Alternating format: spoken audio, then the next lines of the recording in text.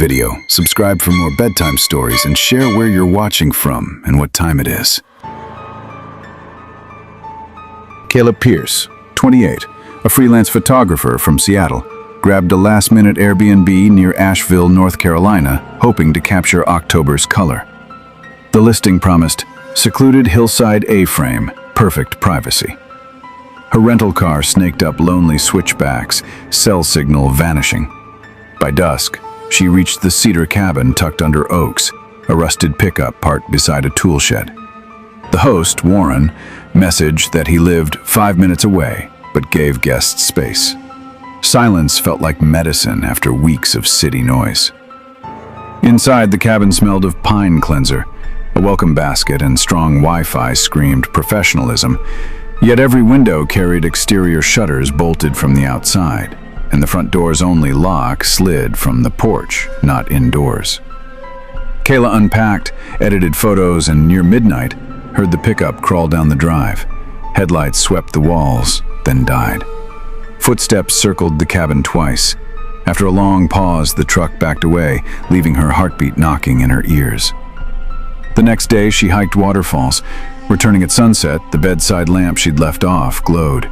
Nothing was missing, yet the air felt invaded. Warren didn't answer her email.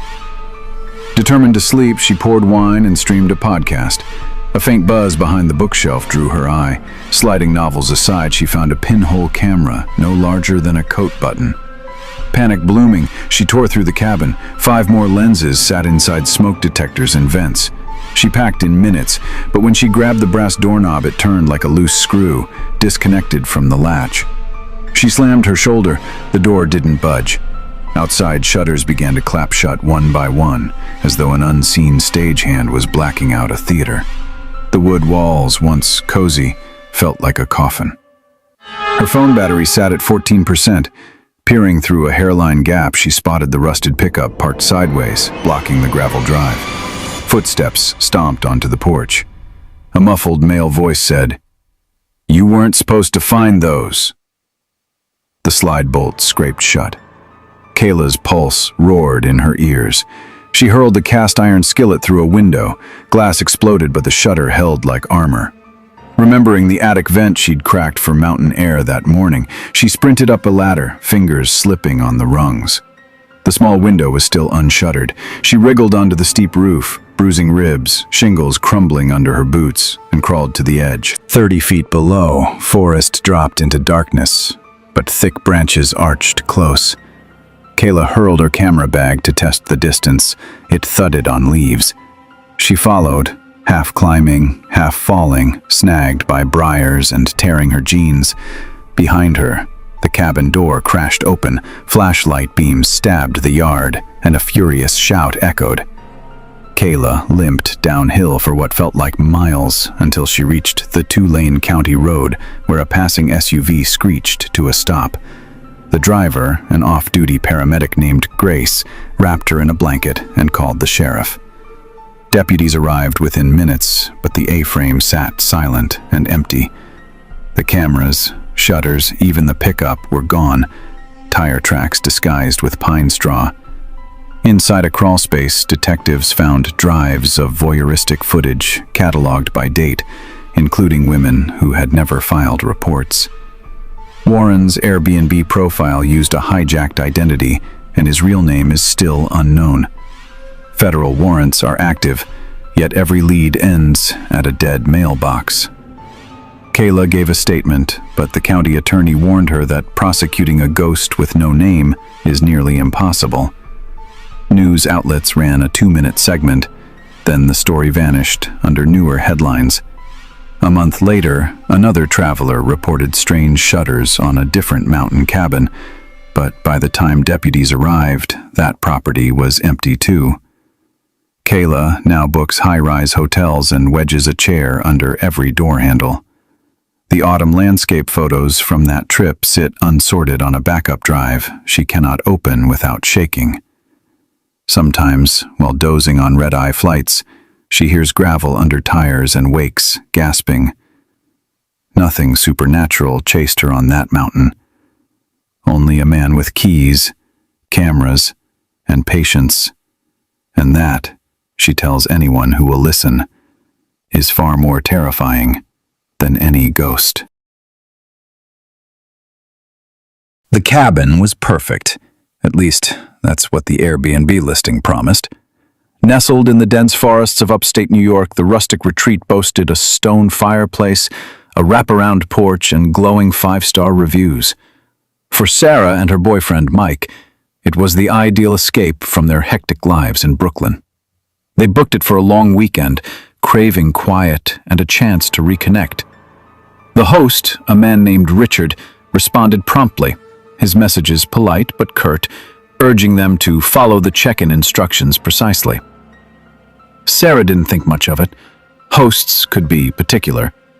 But as their car crunched up the gravel driveway under a canopy of towering pines, a chill settled in her gut. The cabin looked exactly like the photos, yet something felt off, like the air was too still. They stepped inside, the wooden floor creaking under their boots. The place was spotless, too spotless. Not a speck of dust, not a single dish out of place. Mike laughed it off, joking about obsessive cleaners, but Sarah noticed the locks. Heavy deadbolts lined the front door, and every window had bars disguised as decorative ironwork. "Safety first, I guess," Mike said, tossing their bags onto the couch. The check-in note from Richard sat on the kitchen counter, handwritten in sharp, angular letters. "Do not leave doors unlocked. Do not go into the basement. Enjoy your stay." Sarah's unease grew, but she brushed it aside. They were here to relax, not overthink. That night, they built a fire and opened a bottle of wine. The crackling logs drowned out the silence of the forest, but Sarah couldn't shake the feeling of being watched. Around midnight, a faint scratching sound came from the back porch. Mike grabbed a flashlight, assuming it was a raccoon, but found nothing. The scratching stopped, only to start again an hour later, louder, more deliberate. Sarah's heart raced as she checked the locks again. Mike, ever practical, suggested it was branches scraping the cabin in the wind. But there was no wind. The trees outside stood motionless under the moonlight. By the second day, the couple's nerves were frayed. The scratching persisted intermittently, always from different parts of the cabin. Sarah noticed other oddities. A faint smell of bleach lingered in the bathroom, and the mirrors seemed positioned to reflect every corner of the main room. She checked the Airbnb app, rereading Richard's profile. His photo was a blurry headshot, and his reviews, while glowing, were vague, mentioning privacy and security repeatedly. When she tried messaging him about the noises, the app showed he was offline. Mike, growing annoyed, suggested they explore the property to clear their heads. Against the note's warning, he eyed the basement door, tucked behind the staircase. The basement was locked, but Mike found a key hanging on a nail in the kitchen. "What's he hiding down there?" he muttered, half joking. Sarah begged him to leave it alone, but curiosity won. The door creaked open, revealing a narrow staircase descending into darkness. A stale metallic odor wafted up, making Sarah gag. Mike flicked on his phone's flashlight and started down, ignoring her protests. At the bottom, he froze. "Sarah, get down here," he whispered, his voice tight. Against her better judgment, she followed. The basement was a concrete box, its walls lined with shelves of canned food, water jugs, and medical supplies. In the center sat a steel table, stained with dark, rusty streaks. A single bulb flickered above, casting shadows over a pile of Polaroids in the corner. Sarah's hands trembled as she picked one up. It showed a young couple, smiling, in front of the cabin's fireplace, the same one upstairs. Another photo showed them asleep in the bedroom, unaware of the camera. Her stomach churned as she realized the photos weren't old. The couple's clothes matched the latest Instagram trends. Footsteps thudded above, heavy, deliberate, not the skittering of an animal. Mike grabbed Sarah's arm, pulling her toward the stairs, but the basement door slammed shut, the lock clicked. Panic surged as Sarah fumbled for her phone, but there was no signal. The footsteps circled the main floor, pausing at the basement door. A low voice, calm and measured, spoke through the wood. "You shouldn't have gone down there." It was Richard, or someone claiming to be him. Sarah's mind raced. The barred windows, the locks, the pristine cabin. It wasn't about safety. It was control. They were trapped in a setup, a predator's lair disguised as a cozy getaway. Mike banged on the door, shouting, but the voice only chuckled. The last ones didn't listen either. Sarah's eyes darted to the Polaroids, now scattered across the floor. Dozens of faces, all unaware, all smiling. Her breath hitched as she realized they weren't the first, and unless they acted fast, they wouldn't be the last. It was a crisp October evening in Asheville, North Carolina, when Sarah Thompson, a 29-year-old graphic designer from Chicago, decided to book a weekend getaway. She'd been scrolling through Airbnb, craving a quiet escape from her hectic city life. A cozy cabin in the Blue Ridge Mountains caught her eye, a rustic one-bedroom retreat with a wraparound porch, nestled in a dense forest. The listing boasted glowing reviews, a 4.9-star rating, and a host named Mark, described as a super host with a knack for making guests feel at home. The price was a steal, so she booked it without hesitation, eager for solitude and fresh mountain air. Sarah arrived at the cabin on a Friday night, the gravel driveway crunching under her rental car's tires. The place looked exactly like the photos, charming, secluded, with fairy lights strung along the porch. The key was in a lockbox, as Mark had instructed in his detailed welcome message. Inside, the cabin smelled of pine and cedar, with a faint hint of wood smoke. She unpacked her bag, poured a glass of wine, and sank into the plush sofa, feeling the stress of her job melt away. The silence was blissful, until she heard a faint creak from the back of the cabin. At first, she dismissed it as the house settling. Old cabins made noises, right? But the creak came again, sharper this time, like a footstep on a loose floorboard. Sarah froze, her wine glass hovering near her lips. She called out, "Hello?" Her voice echoed in the empty space. No response. She grabbed her phone, checking the Airbnb app to reread Mark's message, hoping for some reassurance. That's when she noticed the Wi-Fi wasn't connecting. Odd, since the listing had promised high-speed internet. She shook it off, blaming the remote location, and decided to head to bed early. The next morning, Sarah woke to the sound of birds chirping outside. The unease from the previous night felt silly in the daylight. She brewed coffee and stepped onto the porch, breathing in the crisp mountain air. The forest was dense, the trees blocking out most of the sunlight, but it was serene. She noticed a narrow trail leading into the woods behind the cabin and decided to explore it later. First, she wanted to check out the nearby town, so she drove into Asheville for breakfast at a local diner. The locals were friendly, but when she mentioned the cabin's address, an older waitress gave her a strange look before quickly changing the subject. Back at the cabin, Sarah couldn't shake the feeling that something was off. The Wi-Fi still wasn't working, and her phone had no cell service either. She found a handwritten note on the kitchen counter that she hadn't noticed before. "Enjoy your stay. Stay on the trail if you hike. Mark." It was odd that he'd left a physical note when all their communication had been digital, but she brushed it aside. She grabbed her hiking boots and headed for the trail, determined to make the most of her weekend. The trail was overgrown, barely visible in places, winding deeper into the forest. Sarah felt a prickle of unease as the trees grew thicker, blocking out the sky.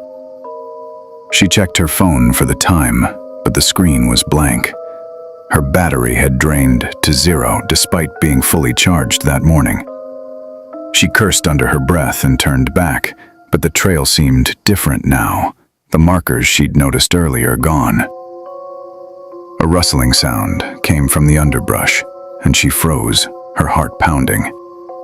It was probably just a deer, she told herself, but the sound felt too deliberate, too close.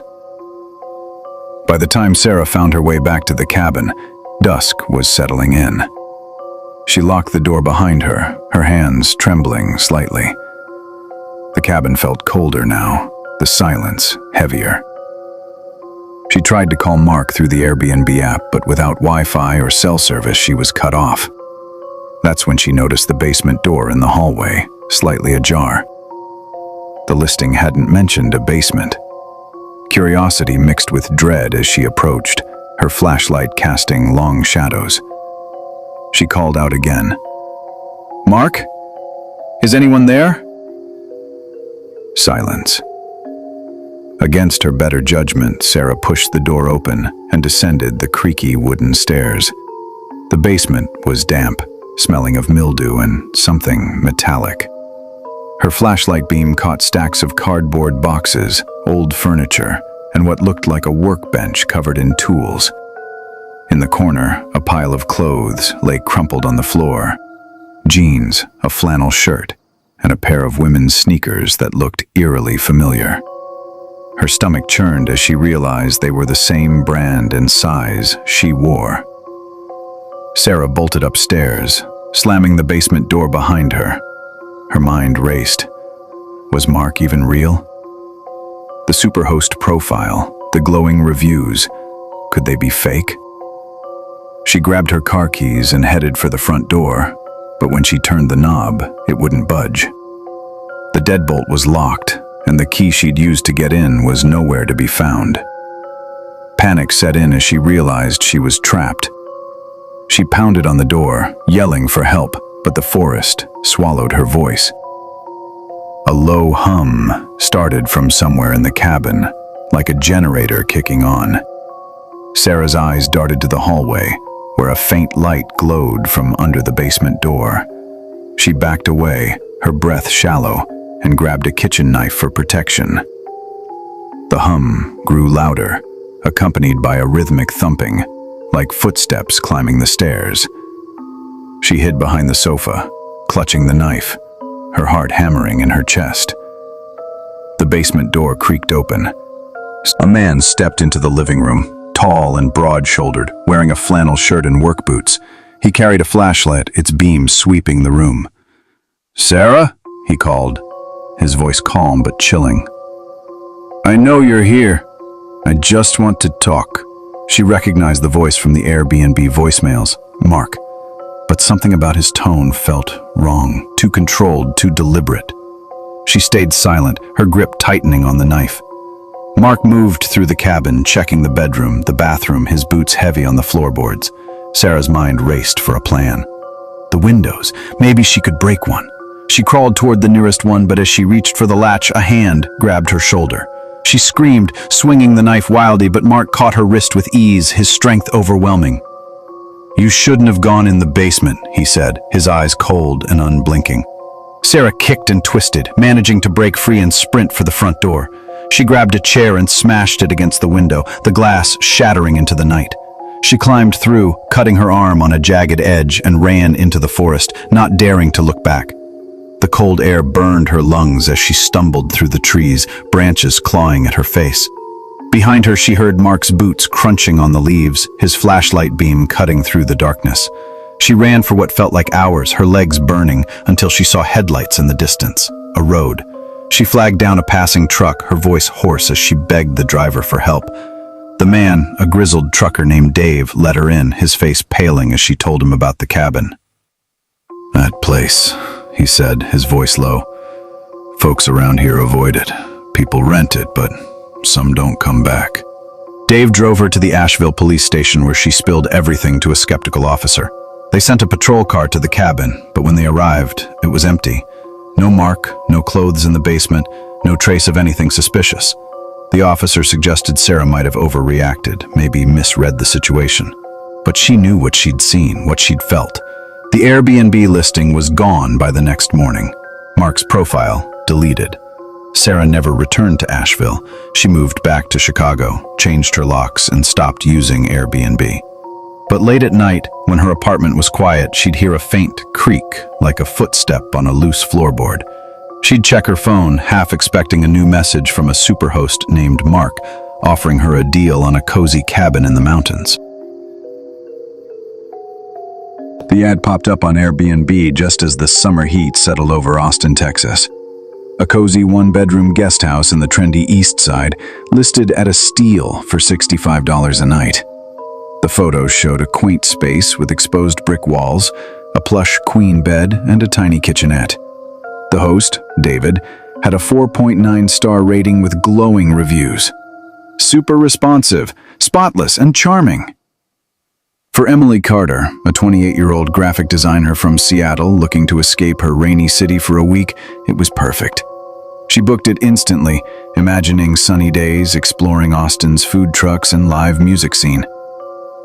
Emily arrived at the guest house on a humid July evening in 2025. The neighborhood was quiet, lined with colorful bungalows and towering pecans. The guest house sat behind a larger, older home, separated by a gravel path and a small garden. David greeted her at the gate, a lanky man in his 40s with a friendly smile and a slight Texas drawl. He handed her the keys, showed her the smart lock, and pointed out the security camera above the door. "Keeps things safe," he said, winking. Emily nodded, though something about his lingering gaze made her stomach twist. She brushed it off. First night jitters in a new place. The guest house was just as advertised, clean, cozy, and stylish. Emily unpacked her suitcase, connected to the Wi-Fi, and scrolled through her phone for nearby taco spots. But as night fell, the silence of the property felt heavy.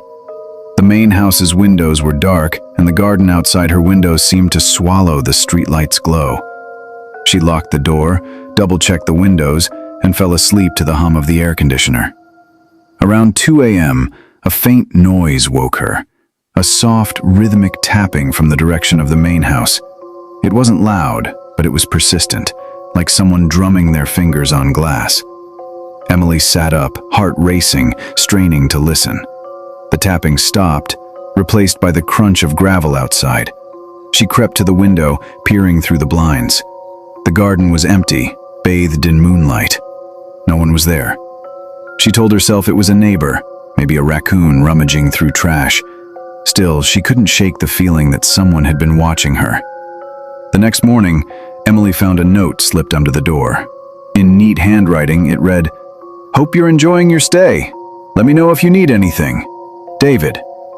It was polite, but the fact that he'd been near her door without texting first unnerved her. She messaged him on the Airbnb app asking about the note. His reply came quickly. "Just being friendly. Didn't want to wake you." She frowned but let it go, heading out to explore Austin's vibrant downtown. Over the next 2 days, Emily noticed small things that didn't sit right. The security camera above the door seemed to tilt slightly, as if repositioned to face her window. A pair of her earrings went missing from the nightstand, though she could have sworn she'd left them there. At night, the tapping returned. Always around 2 a.m., always stopping when she got out of bed. She started sleeping with a kitchen knife under her pillow, telling herself she was being paranoid. Austin was safe, wasn't it? David was just an overly attentive host. On the third night, Emily woke to a different sound, a low hum, like a phone vibrating. It was coming from inside the guest house. She followed the noise to the air vent near the ceiling. Standing on a chair, she peered inside, her phone's flashlight revealing nothing but dust and metal. The humming stopped. Her skin prickled as she climbed down, feeling exposed.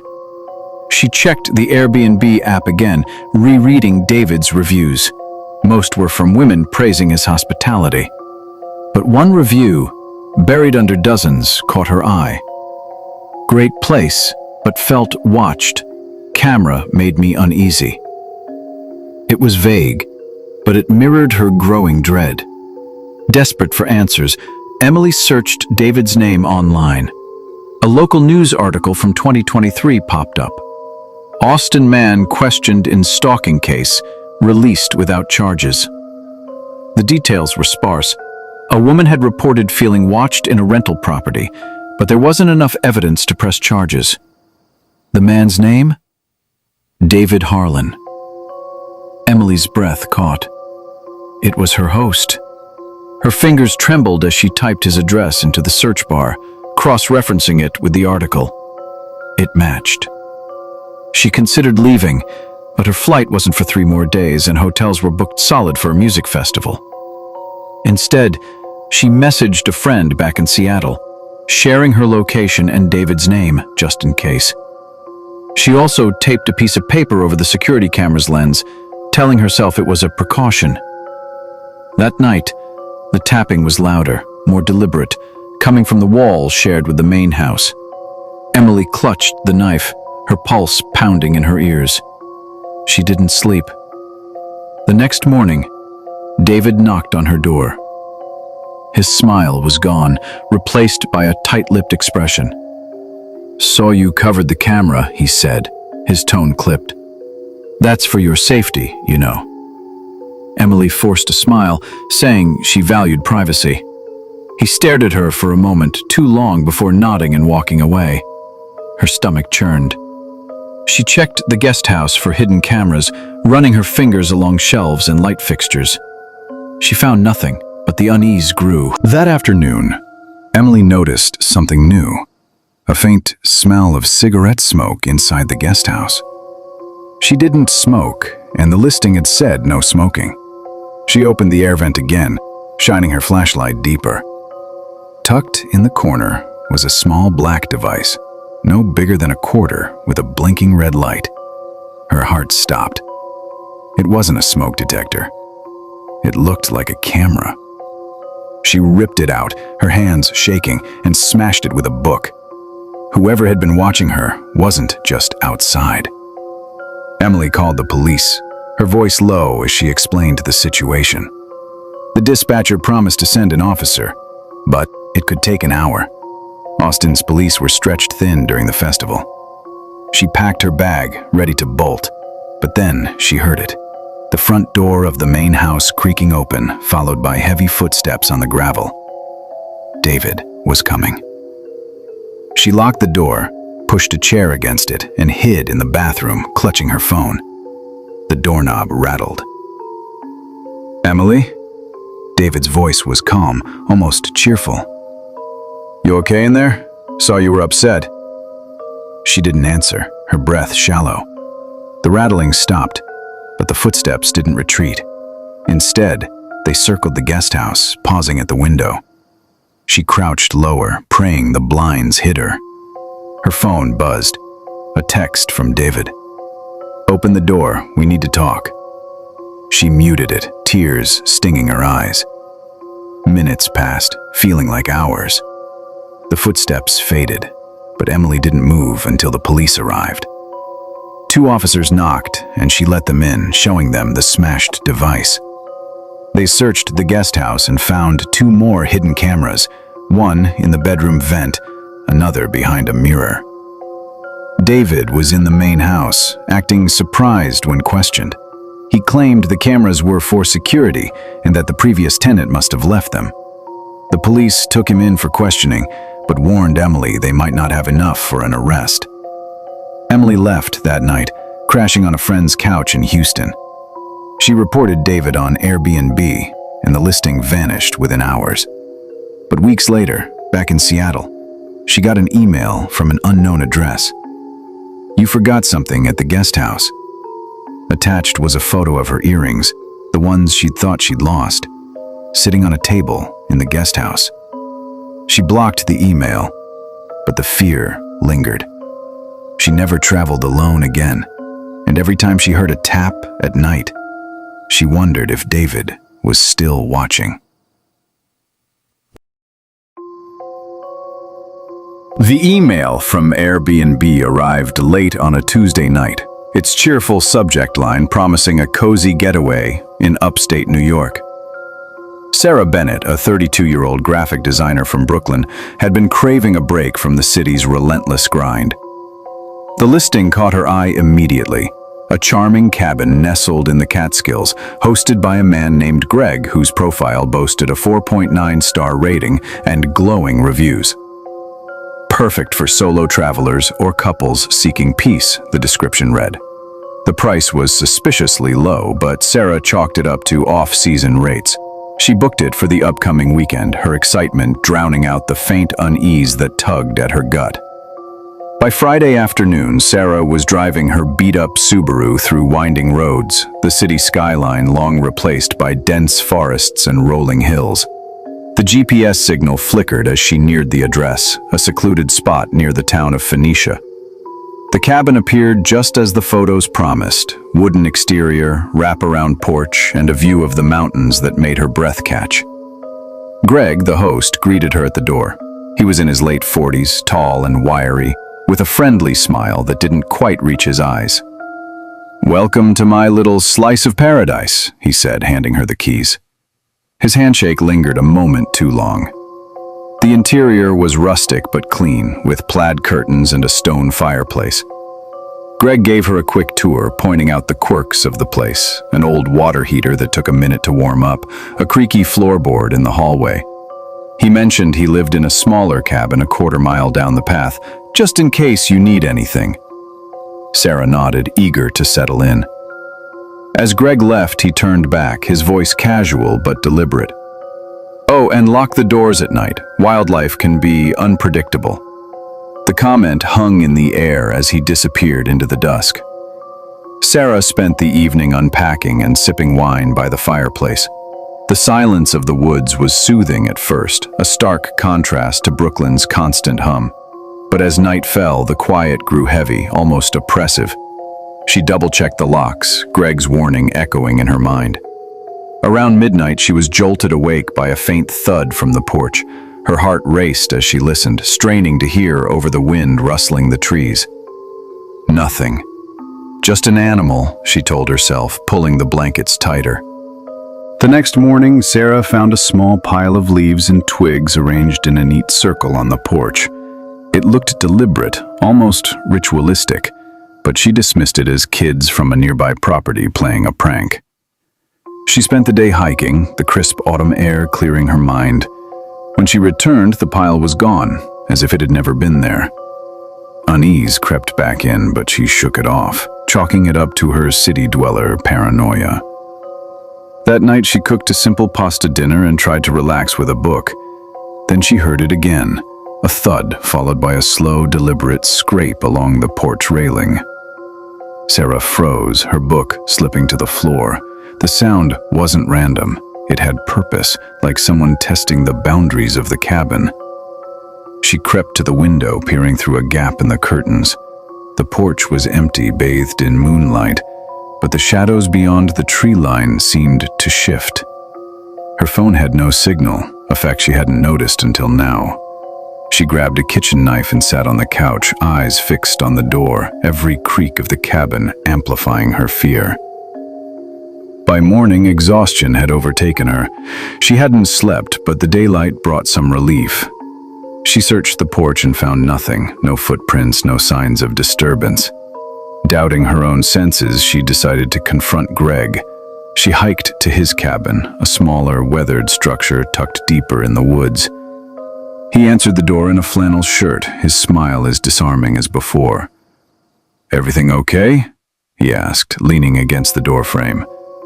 Sarah mentioned the noises, keeping her tone light. Greg laughed it off. "Probably just raccoons. They get bold this time of year."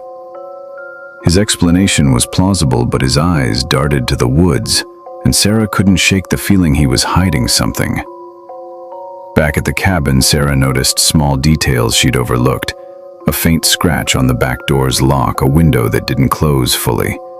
She tried to focus on her work, sketching designs on her tablet, but her mind kept drifting to the noises. That afternoon, while exploring the property, she found a narrow path leading to a clearing. In the center was a rusted metal trap door, partially covered by leaves. Curiosity battled fear, but she didn't dare open it. Instead, she snapped a photo and hurried back to the cabin, her pulse racing. That night, the sounds returned, louder and more insistent. A low, rhythmic tapping came from the back door, like someone testing its strength. Sarah's hands shook as she clutched her phone, still useless without a signal. She barricaded the door with a chair and hid in the bedroom, the knife in her hand. The tapping stopped, replaced by silence so thick it felt alive. Then, a new sound, a faint, muffled voice, too low to make out, coming from somewhere outside. It wasn't Greg's voice. It was someone else. Sarah's mind spiraled. Was there someone else on the property? Had Greg lied about being alone?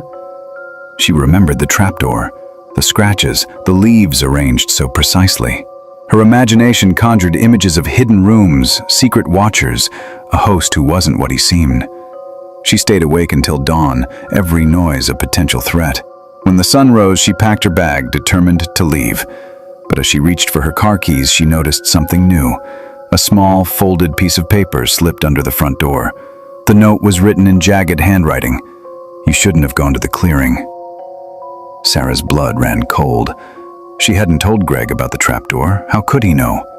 Or was it someone else entirely? She grabbed her things and ran to her car, her hands trembling as she fumbled with the keys.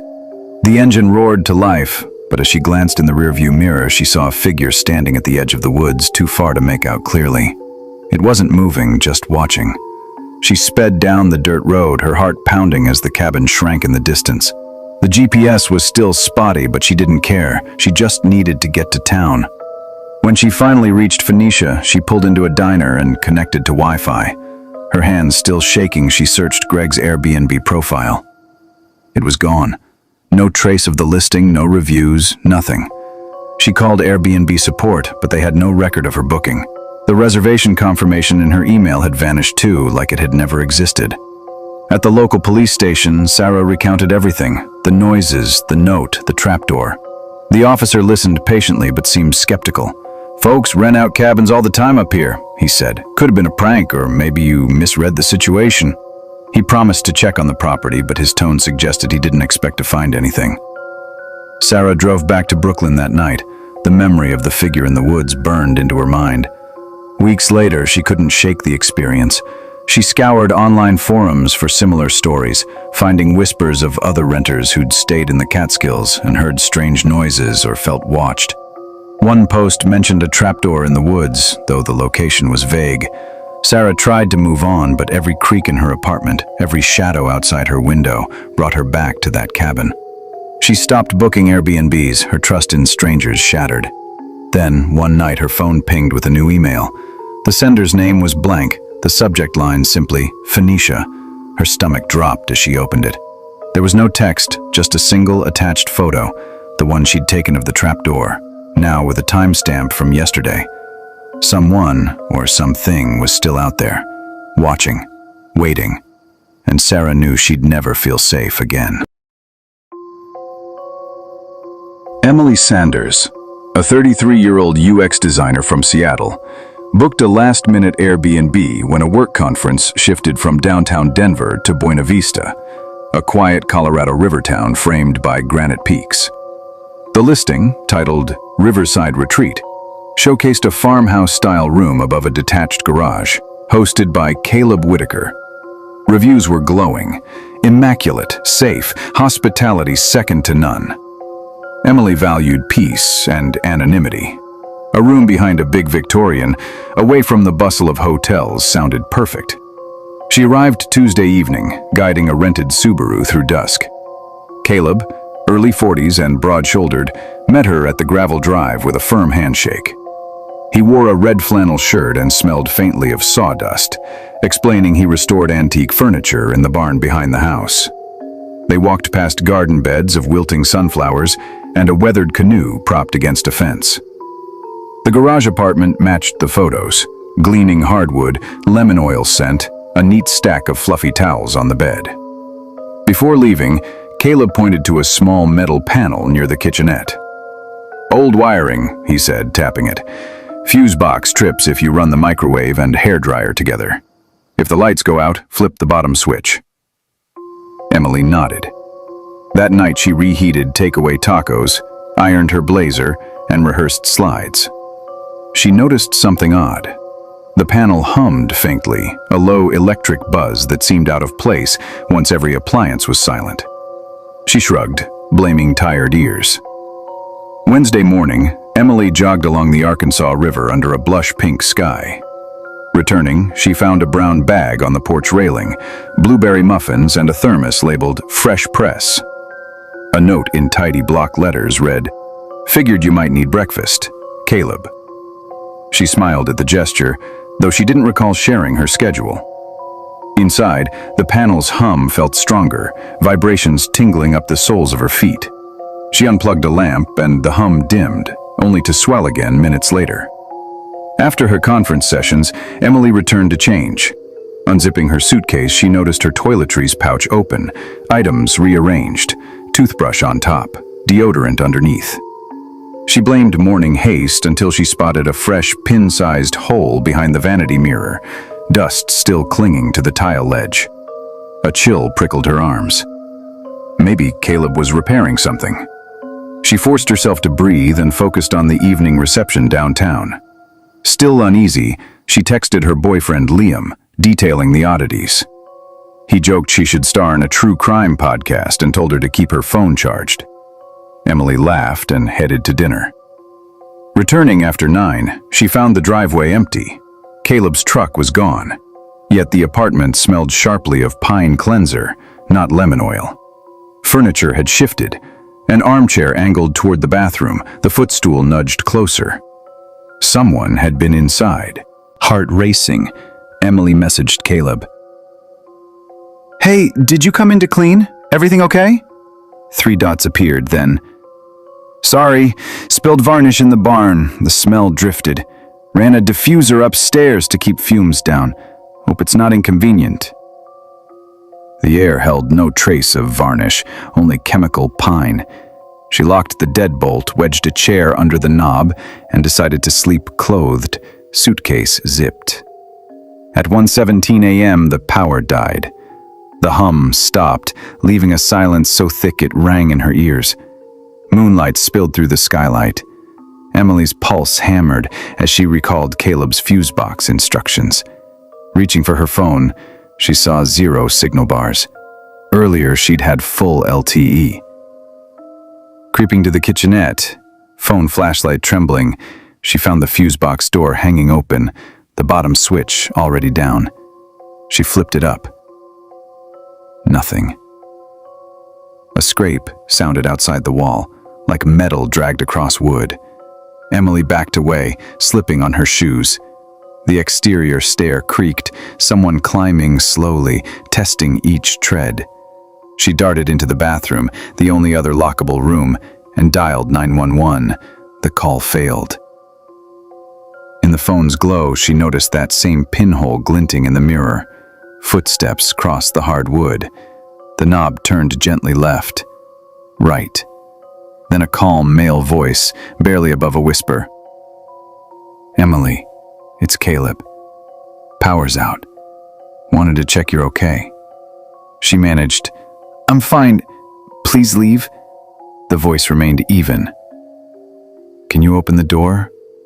Safer together downstairs." Her gaze swept for a weapon, only a solid ceramic soap dish. She gripped it with both hands. Silence lingered, then footsteps withdrew. Seconds later, the power roared back, the hum louder, almost a growl. Emily waited 10 minutes before easing the door open. The apartment appeared empty. She considered fleeing, but the stairs were her only exit. Stuffing charger, passport, and laptop into her bag, she crept down. The yard lay still under a hard canopy of stars. Caleb's house glowed faintly, curtains drawn. At her car, she slid behind the wheel and turned the key. Nothing. Starter clicked. She tried again. Dead. Panic surged. The fuel gauge flashed empty, though she'd had half a tank. Hood latch ajar. She dialed 911. This time it rang. As dispatch answered, a figure emerged from the barn, Caleb carrying something long and wooden. He paused in the porch light when he saw her inside the car. Emily whispered her location to the operator. Caleb raised the object, an antique wood clamp, and shouted, "Stay where you are! Someone cut my power lines!" Emily locked the doors. Caleb stepped closer, testing the passenger handle. When it held, he swung the clamp. shattering the side mirror. Tires crunched behind him. A sheriff's SUV skidded into the drive, spotlight flooding the yard. 2 deputies exited, weapons drawn, ordering Caleb to drop the tool. He froze, then obeyed, hands trembling. While EMTs checked Emily, deputies learned Caleb's real name was Ronald Whitaker. Police in Montana and Wyoming had open cases, women reporting hidden cameras and missing electronics after stays at cabins he managed. Nothing violent, until a guest vanished near Bozeman 2 months earlier. Ronald had sold that property, surfaced in Colorado under a middle name, and slipped through Airbnb's background checks, which only flagged convictions. Inside the barn, investigators found a surveillance hub, monitors streaming live feeds from pinhole cameras in the garage apartment, bathroom, bedroom, even air vents. Another feed showed Emily's laptop screen, captured through a tiny HDMI splitter. Locked chests held passports, watches, and wallets. In one chest lay the missing Bozeman woman's driver's license beside a silver bracelet engraved, "Love, Dad." In her statement the next morning, Emily recounted every detail. The hum, the rearranged toiletries, the blackout designed to lure her out. Detectives believed Ronald triggered the outage from his workshop, planning to rescue her and gain control once she accepted help. When she hid, he improvised, severing her fuel line to prevent escape. Emily shivered, realizing how close she'd come to becoming another hard drive file and a cold case name. Weeks later, back in her loft in Seattle, Emily reread archived forum threads where travelers still praised Caleb's kindness, chilled by the thought that some reviewers wrote under surveillance. News stations covered the arrest for a few nights, then moved on. Airbnb purged his listings and tightened ID checks, but Emily knew policy changes lag behind predators. In daylight, she could joke about it, telling coworkers she now prefers hotels. Yet each night when her refrigerator hums, she bolts upright, heartbeat thrumming, certain it's the fuse box buzz from Buena Vista. She keeps a go bag under the bed, car keys on the nightstand, and a taped-over webcam to remind herself that true horror rarely floats through walls. It walks on human feet, smiling, and sometimes carries warm blueberry